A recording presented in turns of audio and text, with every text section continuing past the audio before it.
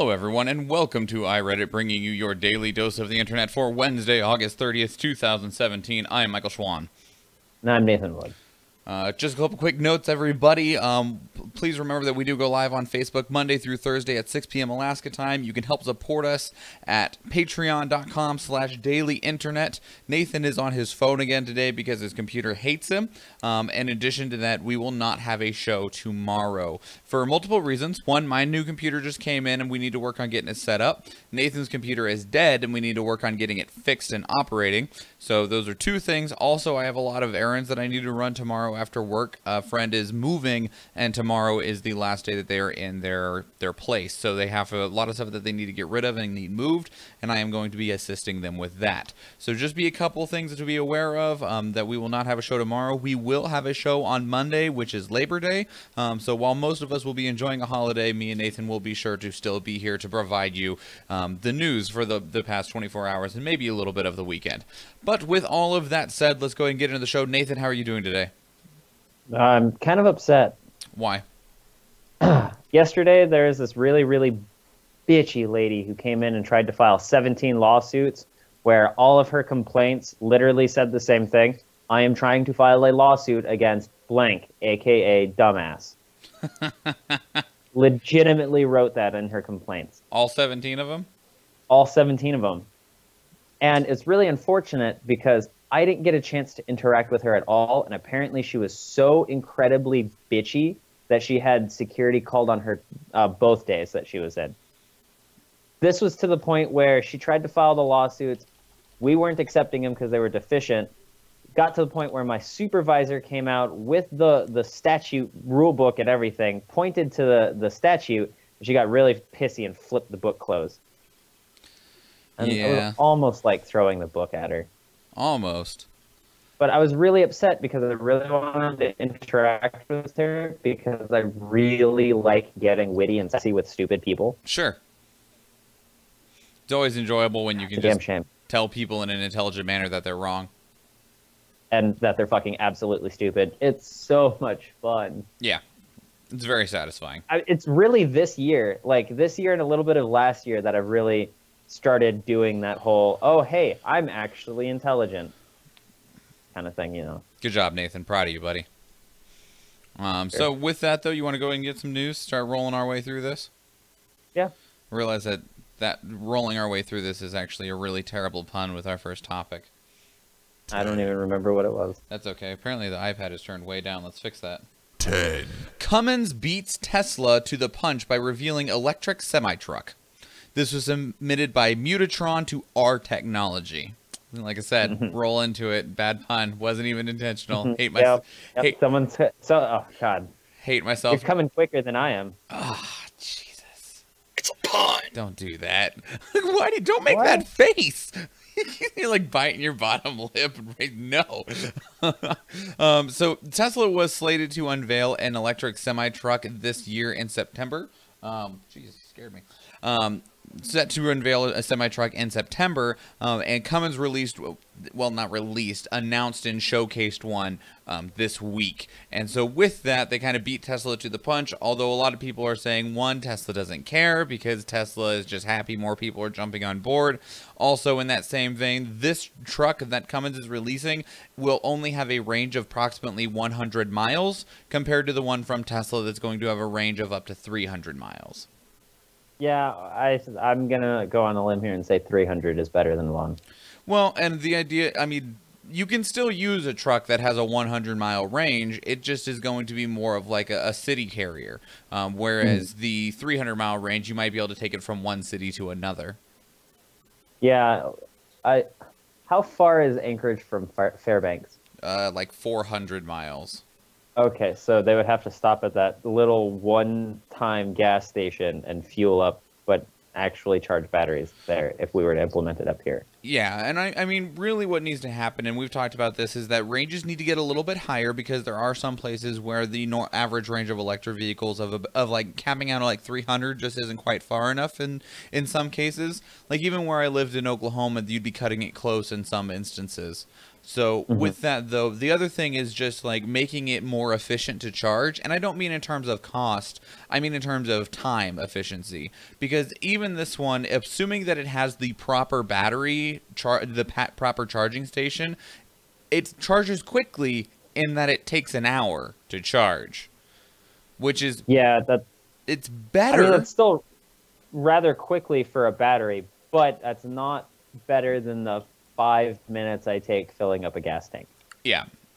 Well, and it normally even takes less than that. But I think that electric cars, and this is specifically referring to semi-trucks, but electric cars, if we can get them to charge in like, I don't know, 5 minutes, 10 minutes, I could see gas stations changing from what they are now and more of like a kind of like how Sonic is set up. If anyone's ever been to a Sonic drive-in in the lower 48, I realize that we're up in Alaska, we don't have one. But have you ever been to... Actually, don't we have one in Juneau? No. We better not. I swear I heard that we had one in Juneau. No way. I'm not sure if it's real, though. No, they do not. Apparently, according to this ADN article, Alaska Daily News, in 2015... Sonic was speculating coming up here, but never did. Those bastards. I want their limeades so fucking bad. Me too. But yeah, I could see something along the lines of like a Sonic where you pull your car in, park, plug it in, and wait, the 10 minutes to charge, and while you're waiting, someone comes and is like, hey, you want a burger while you're here? Yes, actually. And you're like, yes, I would love a milkshake, thank you. You're just like, milkshake. So either way, it is good to see that multiple companies and different companies are getting involved on the electric automotive front. Weird how much drive competition brings. Well, it's not even just competition. How much drive competition brings. It's a pun. Thank you. You hate me, don't you? A little bit. That's okay. Like anyone who's a good friend, you have a little bit of disdain for that good friend. Either way, it's also just good to see more companies being interested in it, not for the sake of competition, but further development. Oh yeah, no, definitely. I'm really happy with this. Not only because it's going to really bring forth more models, but in the fact that it's just giving you variety. Yeah. So 9. Big name tech investors pour millions into marijuana before California legalizes recreational marijuana on January 1st. That's what's up, my dudes. This was submitted by Envia to Our Futurology, and it's not purely just the idea of like the production or the sale of marijuana. There are also companies that are spending millions of dollars in the investment. In this case, Benchmark invests $8 million into a company called Hound Labs. That's right in Oakland, California, that it's going to be a device for drivers and law enforcement to test whether they are too buzzed to drive. That's cool. So it's not just people that are wanting to grow and sell it that are really digging into the marketplace when it comes to marijuana, especially because California is the 6th largest economy in the world. There's so many people there and so much stuff comes and goes from California that now that California is going to have legalized recreational marijuana, it is going to be this ridiculous hub of activity. How many more states are we away from just making it federally legal? Well, I mean, even if all 50 states have legalized it, it's still not legal federally. I thought that was a thing. Doesn't that happen with gay marriage? I don't think so. I thought that once a certain amount of states legalize it, you can you can put it forth to federally legalize it because of the amount of states. So that's how gay marriage became federally legal. Okay, give me just a moment. 1, 2, 3, 4, 5, 6, 7, 8, 9, 10, 11, 12, 13, 14, 15, 16, 17, 18, 19, 20. 20 have not legalized it in any fashion. 1, 2, 3, 4, 5, 6, 7, 8, 9, 10, 11, 12, 13, 14, 15, 16, 17, 18, 19, 20 have legalized it medically, and 10 have legalized it recreationally. 20. So we're getting... I'm really upset that there weren't 4 categories of 20. I don't understand. 420? Oh, got it. Okay, sure. Did you see that Super Troopers 2 is coming out on 420? It's coming out on 420, yeah. I want to see it. I'm so really bad. excited because Broken Lizard is a fucking great production company.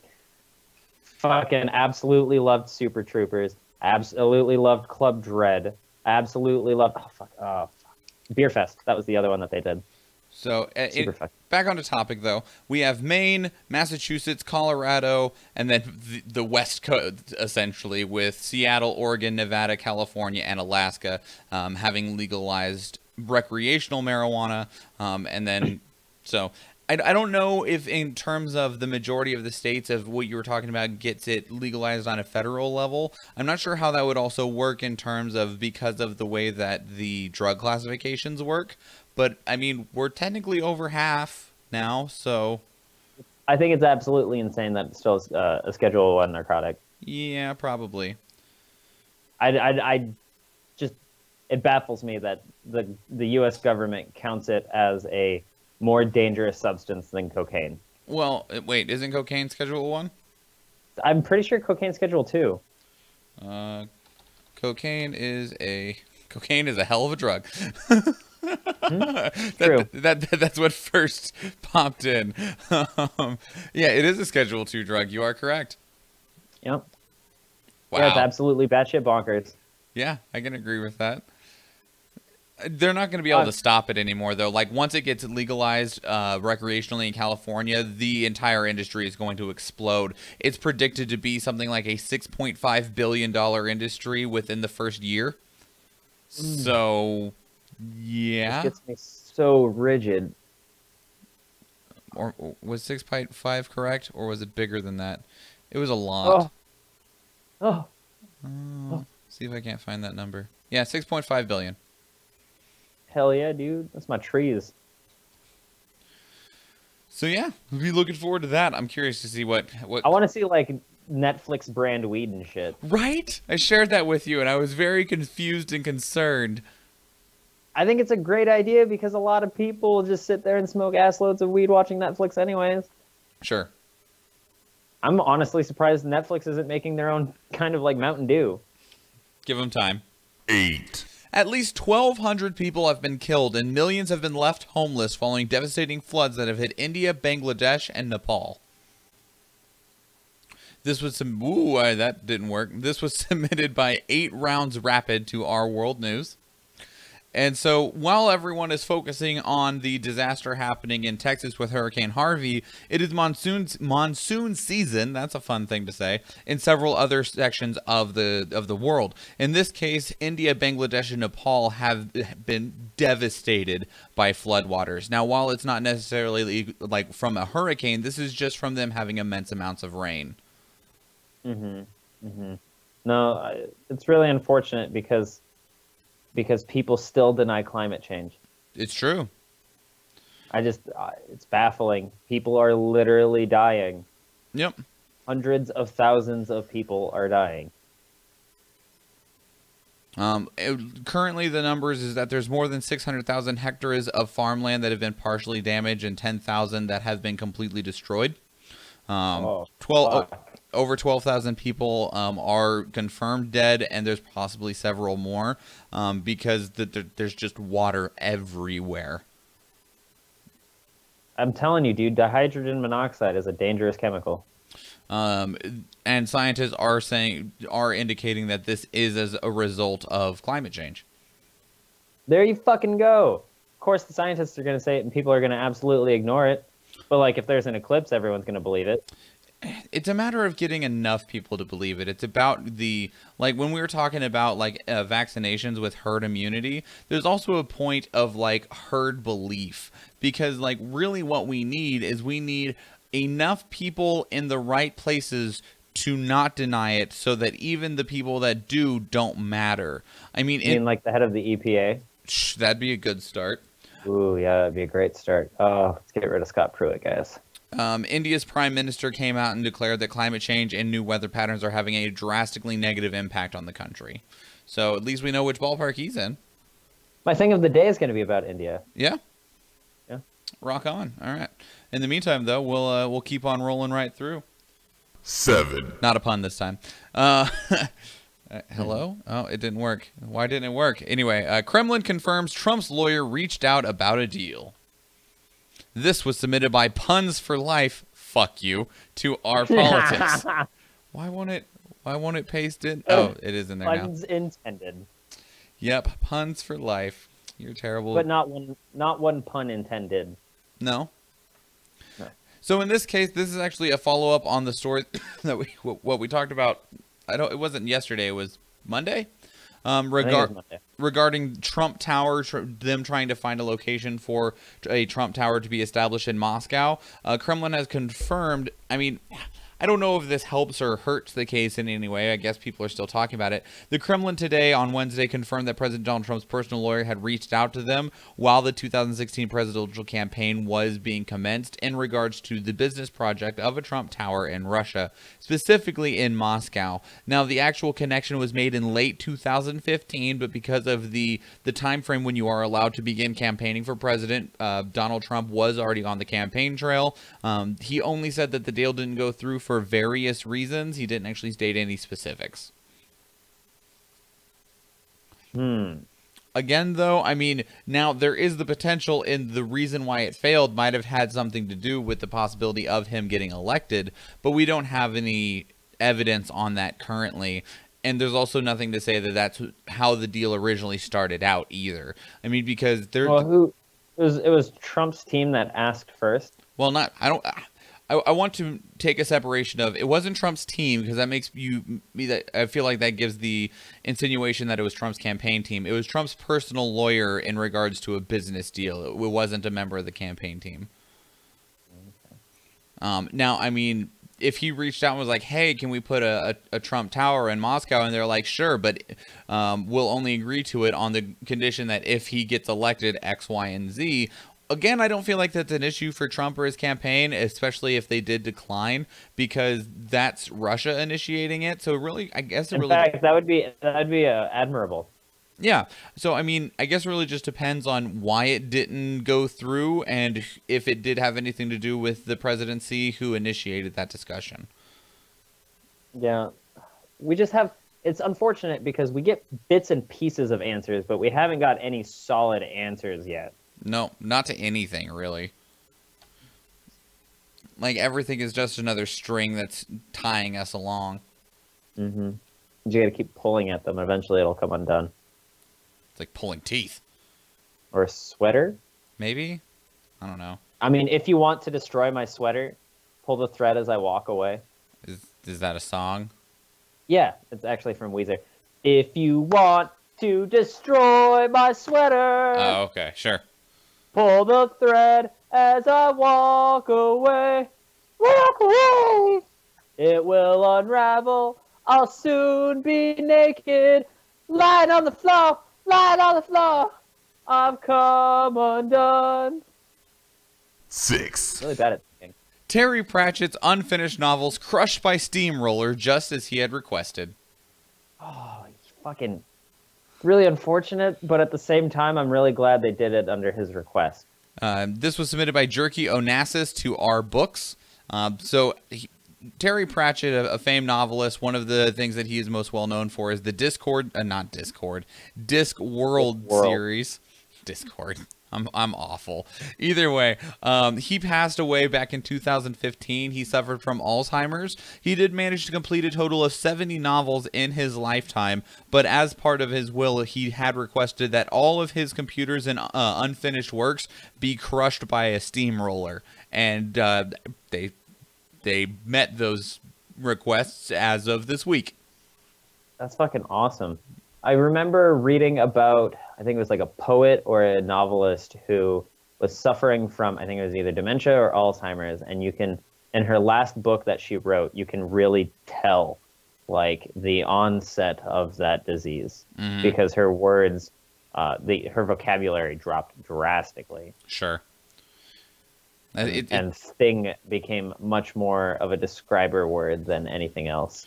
Well, and he managed to complete several novels during the time that he was suffering from Alzheimer's, although the closer he got to the day that he passed away, he did continuously need assistance on them. 2 novels have been published posthumously. The Long Utopia, which was a Is that collaboration. how you pronounce that? Posthumously? Yeah. Yeah. I never know. I thought it was posthumously. I mean, it might be one of those situations where both are correct. Huh. Yeah. I mean, I've been known to fuck up words a lot. Oh, me too. I'm real good at it. Oh, yeah, no, I correct you all the time. Exactly. The Long Utopia, which is a collaboration with Stephen Baxter and The Shepherd's Crown, which was the final Discworld's novel. So I really want to read Discworld. I've wanted to read Discworld for a long time. Yeah. Because when I was in middle school, I was like, I'm going to make a stupid religion. And my religion was about a giant sea turtle and the world was on its back. And then someone told me about Discworld. And I was like, what? That's a thing already? Fuck. The concept of like a city or the world on the back of a turtle always just makes me think of the third Aladdin movie. I don't know if anyone has seen that, but in the third Aladdin movie, 1, you get to meet Aladdin's dad, and 2, it involves a giant friggin' turtle that appears in the sea that has a castle on its back. There's like, I don't remember where, but I remember seeing something about an assload of elephants sitting. Oh, I think it might just be Discworld. An assload of elephants standing on top of the back of a giant sea turtle, and on the backs of those elephants is the world. Cool. I think it's cool. However, when I think of just turtles with civilizations on their back, I think of Avatar, the giant turtle island. Sure. Which is awesome. Didn't I already hit 6? No. Yeah. 5. Ivanka take 2. Ivanka backs Trump administration's plan to scrap Obama rules preventing pay discrimination. This is submitted by Tototoki to Our Politics. So what this is... What does she do again? Ivanka? Nobody knows. Yeah, in the White House? No one? No, we still don't know. She is, like, I think officially she is a senior White House advisor, but nobody actually knows what she does. So anyway, the Trump administration is going to be scrapping one of the things put forth by the Obama administration. Surprise, surprise on that. In this case, though, what it is it's a data collection requirement that was proposed by Obama in 2016. And what it would require is that any business that employs more than 100 or more employees would need to collect and hand in data regarding how much they pay their workers alongside each individual's worker's gender, race, and ethnicity. So, and it was meant originally as a way to try to, not reveal, but I mean, Herb. There's a word that I'm thinking of that's just not on my brain right now. Showcase. Maybe that's a good way to look at it, to showcase the differences in pay and try to solve that problem. The Trump administration is rolling that back for a few reasons. Of that, one, it puts a large burden on business owners, especially if they don't already have that information. There'd be a very large amount of documentation that would go to the federal government, which would not be complying with the Paperwork Reduction Act because of the sheer volume of information that they would be collecting and trying to go through. In addition, a quote from Ivanka in her statement says that she believes the intention was good and agrees that pay transparency is important, but the proposed policy would not yield the intended results, because while it might reveal the pay discrepancies in particular larger agencies, it doesn't actually provide a solution to them or how to address it if you do discover it. And it also, in smaller agencies, which are already not as heavily monitored as larger ones, then the problem won't be revealed at all. I don't know if I agree with that. Well, I mean, only companies that employ 100 or more people would need to report this information. So if you have 99 people, you don't have to show this information, and you could have those pay discrepancies. If it puts too much of a burden on people who don't already have that information, why don't they just make it mandatory for you to take down that information? Maybe, I don't know. And also at the same time, though, like, I know I know what they were trying to do here, but I feel like, I mean, and maybe you want to call them snowflakes or cucks or whatever as we move forward with this, but I feel like it's already getting to a point where people would not be like employees would not be comfortable if you came up asking what their gender, race, and ethnicity is. I feel like, okay, so this is how I feel about the situation, right? I feel like asking them their gender, race, and ethnicity is just as normal as me as a customer service representative asking for your card's physical address so that I can input that in the computer when I slide your card for payment. Mm-hmm. I feel like at some point, like at first people will be like, that's fucking weird. Why should I tell you that?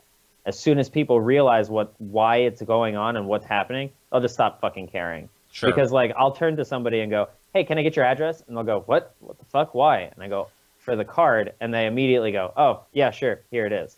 Yeah. So like if I walk up to my employees and go, hey, can I get your race, ethnicity, and sexual orientation? They're going to be like, that's fucking stupid. Why? And then I can explain because the government's wanting it so that we can make sure that all of you are paid evenly. Then they'll be like, all right, sure. Yeah. There's because people want equality a lot. Well, and then, like, I guess the also thing is that the amount of data that would go to the federal government, and, like, I don't know if that's necessarily an issue either with modern technology, because you could literally just, like, I assume it's, like, in a spreadsheet, and you just go, sort by gender, sort by this. You can fucking automate spreadsheets even. Yeah, like, which of these don't line up? On top of that, you're talking about trying to make assloads of fucking jobs for people, and you're not making jobs here? I mean, I don't know. Either way, they're not going to go forward with it. And I can understand how it might have some kinks in it, especially because it doesn't address what to do if you do discover a discrepancy. But I don't know. I feel like you'd bring it to them, and if they don't fix that discrepancy, then you can press lawsuits against them. I think it's hard to prove, though, even with the numbers presented in such a manner. I'm like, they'd be like, well, they started a year later, so that's why they make less. But you can do the math on that too. Maybe, I don't know. I mean, it's all just numbers. I'm just throwing out possibilities. If you can sit there at a poker table and do the mathematical probability for the next card being an ace in your head with 3 other players sitting down without looking at their cards, then I feel like you should be able to do this. Sure. Maybe. Who knows? I don't know. 4. Trump didn't meet any Hurricane Harvey victims while in Texas. This was submitted by Baharumov. How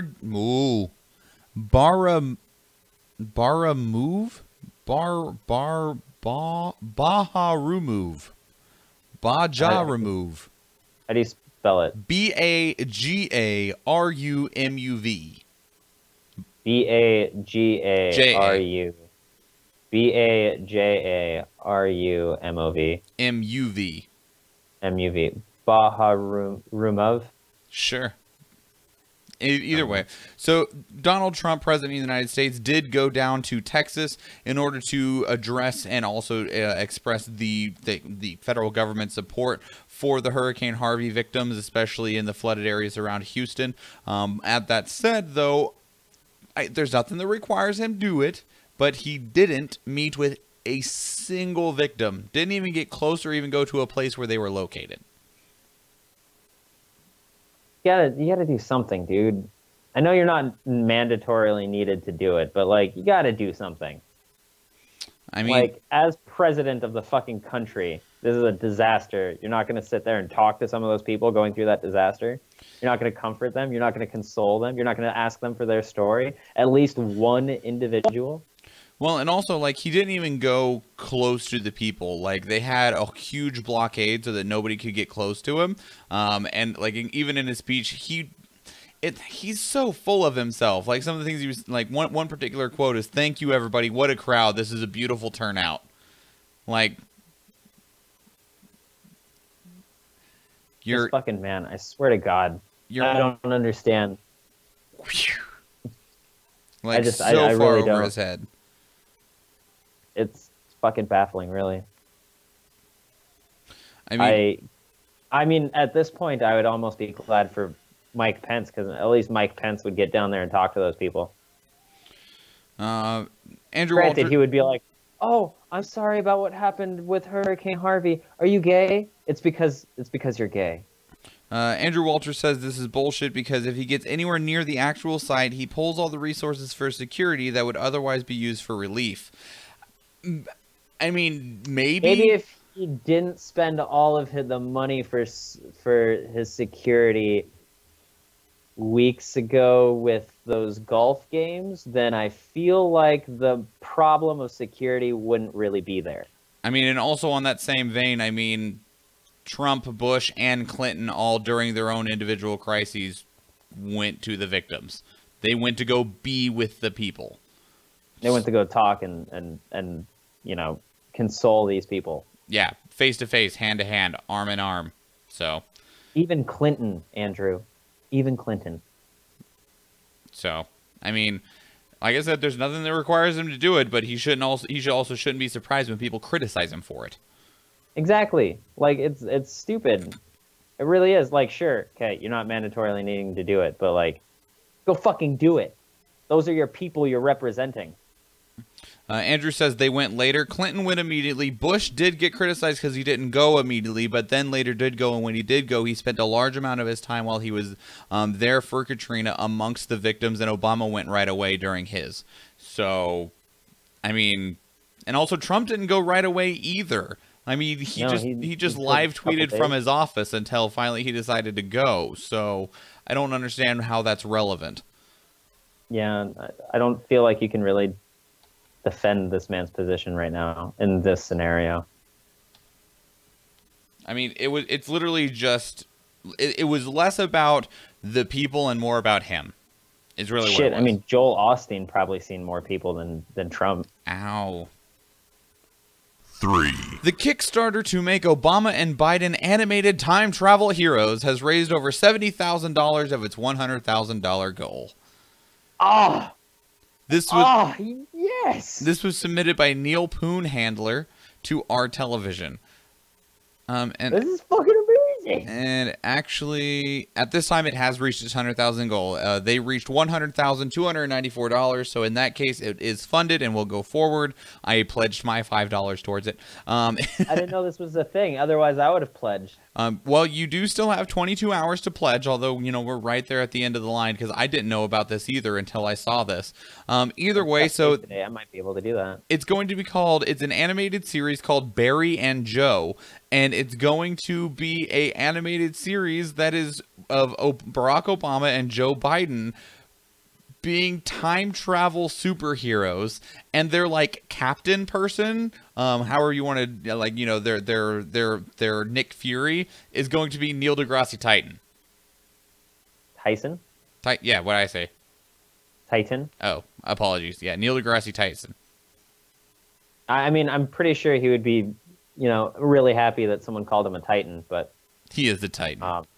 This is fucking glorious. I really hope that they get Neil deGrasse Tyson to do the voice. The voice for it, because I would. Oh god, that would be sex. I'm not sure. It would be better than sex. It is. He will be the voice for it. Ah, my nipples so hard. Guys, don't look. Oh wait, no. I'm sorry. I was reading a Dreamcast. Hang on. You whore.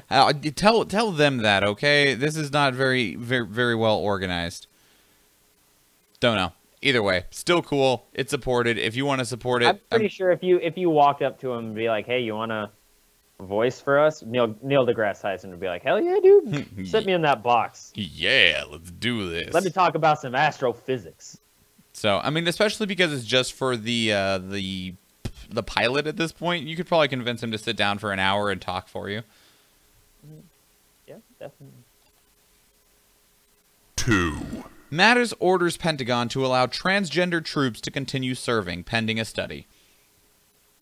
This was submitted by JASJMS to Our Politics.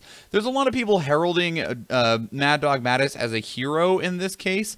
I would like to just dash that for a moment. So initially what happened is that the Obama administration said that the military would be would not question anybody if they were transgender and would allow people to join the military even if they were open about being transgender.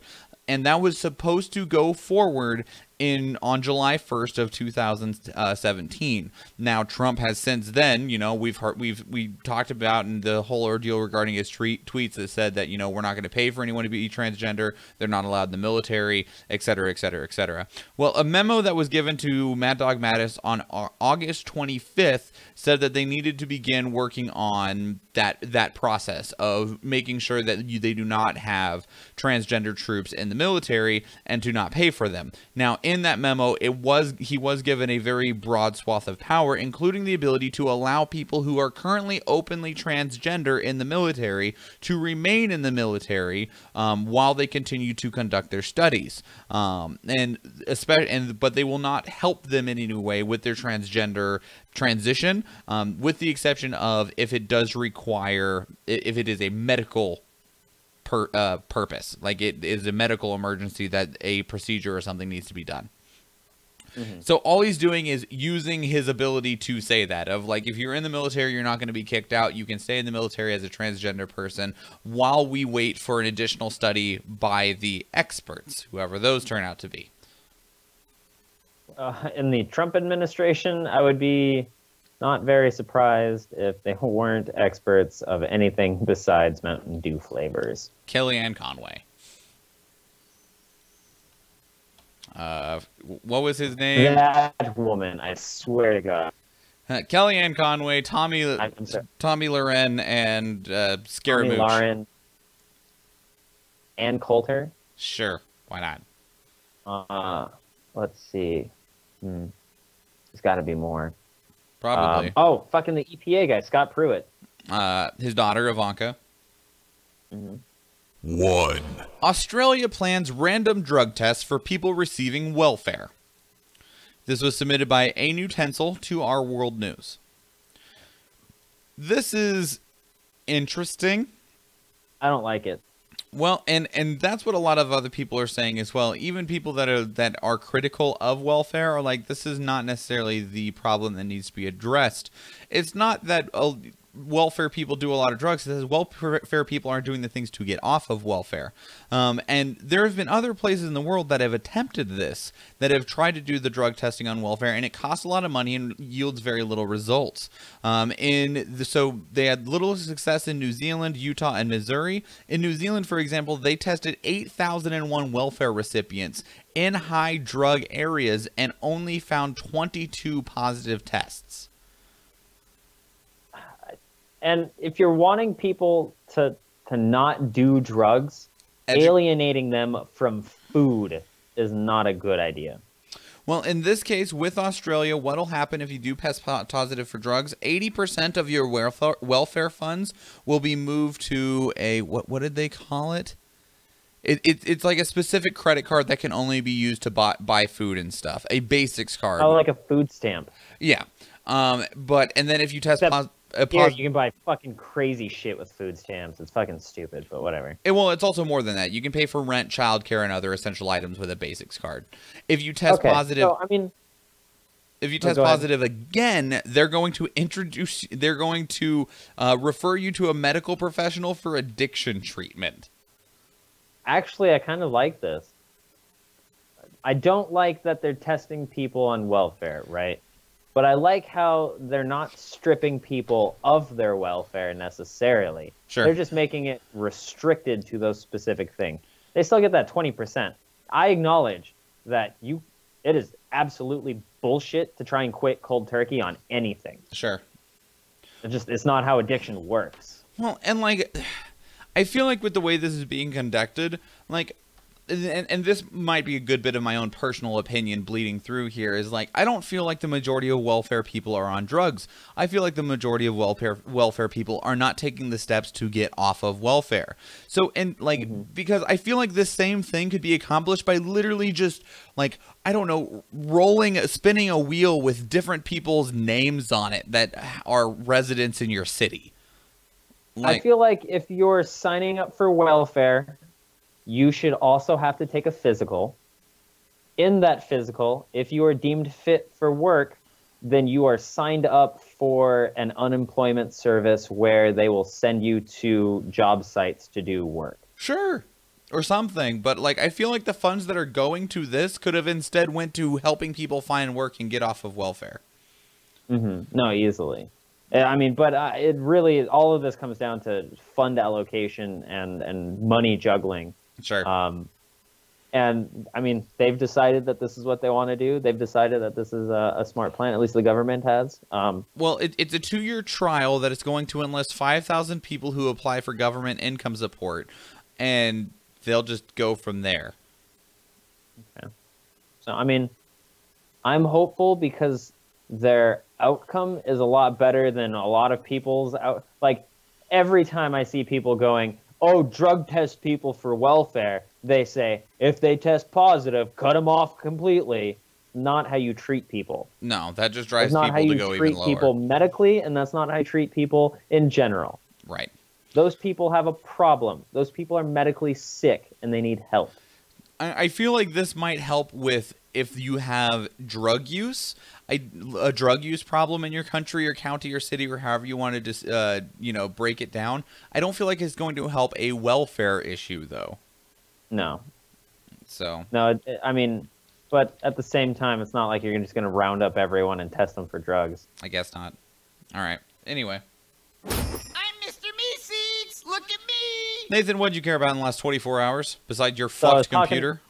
I was talking about that India thing, right? Yeah. So I read a BBC News article today about a certain Indian has like a soap opera. Okay. I forget the name of it, but it's like Paradveer or something. The premise of the show, it's a recent show. It's this year, and there's a lot of backlash towards it. Because the premise of the show is about a 18-year-old woman getting married to a 9-year-old boy.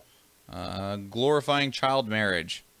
Not only that, but the way, from what I have read, I haven't actually watched it. I kind of want to download it so that I can experience, not in a weird way experience it, but like understand why people are pissed off about this. Not just because the premise sounds really fucking stupid and shaky and probably shouldn't have been greenlit anyways, but like I want to experience that anger, you know?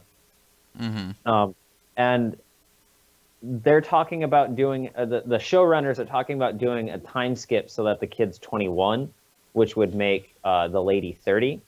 But I don't feel like that's the problem. I feel like the problem was the writing, because from what I read, the writing made him seem very creepy and almost stalkerish. And not only that, but they also had a semi-sexual relationship going on. Yeah, that's weird. Yeah, like a 9-year-old boy and an 18-year-old woman. Like that's not supposed to be a thing ever. According to this, it was 10 and 19. Not that that makes it better, but oh, see, I read 9 and 18, but it's literally the same spatial difference. Sure. And the show's... I don't feel like him being 9 or 10 makes any difference in this scenario. scenario. The show's name, and I'm going to butcher this, is Peridar Piaki, also, which translates into Husband's Guard. Yes, and that's because, like, in one of the episodes, the kid's mother and father die, and on their deathbeds, the father, or they get assassinated, and on their deathbeds, the father turns to the 18-year-old woman and asks her to, like, protect his son. Okay. So, I don't know. 2 things on my end. 1, got my new computer today, even though it took an infinite amount of trouble to the point that I had to leave work early in order to be able to actually be at my house to pick it up. I had a horrible experience with CyberPower PC's customer service this morning to the point that their representative hung up on me. What happened? Well, I called and asked if there was anything I could do, and the guy got real short with me, so I started to get frustrated, and I was like trying to figure out an alternative, and he started interrupting and talking over me, which that is that's just rude in general, much less if you're the customer service representative. And then he hung up on me, and so I called back and got some information and got his name and wrote an email to the president, who then called me personally to apologize. Good. Yep, I talked to the president of CyberPower PC. He was a very nice gentleman. He did a lot of real good damage control. I got my PC. I haven't gotten to even turn it on yet, but so far it looks pretty good. Nothing looks broken or anything like that. When I ordered it, the only option for the case I wanted was in black, but in the pictures there was a white case that I liked a lot more. So in the additional details of is there anything you need to say about your order, I asked if they could do the white one. Got the white one. So Nice. I'm kind of over it now that I've gotten it. It was just I wasn't even frustrated of the delay. I was frustrated about how bad their customer service was. No, definitely. It's unacceptable. In another thing, though, the other thing that I wanted to say is that there was a joke that was posted on Reddit that I needed to share with everybody. So, Which I saw that joke actually 2 years ago. Yeah?